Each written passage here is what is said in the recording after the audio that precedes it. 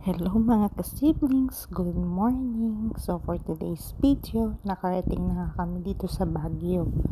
Sa kasamaang palad guys, medyo maulan nga at hindi nakakinaya na makapasok pa sa strawberry farm dahil maputik na sa loob, so hindi na nila allow na pumasok doon.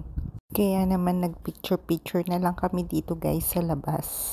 At after nga namin mag-picture-picture guys, may nakita nga kami ditong isang napakasarap na kainan dito sa Strawberry Farm. Ito yung tinatawag na Turogis Stomach Loading Center. Ayan guys, masasarap yung pagkain daw dito. At napanood ko to guys, tong kainan na to sa isang pelikula. Yung kay Aga Mulak, nakalimutan ko na guys kung anong title nun.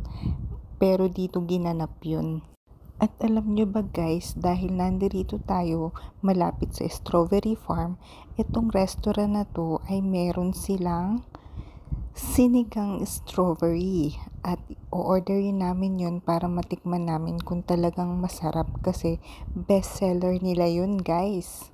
At dito nga guys sa aking video, mapapansin nyo rito yung iba't ibang recipe nila, iba't ibang menu, mga pagkain na pwede nyong orderin. Kaya ayan, tignan nyo na dyan guys, order na kayo.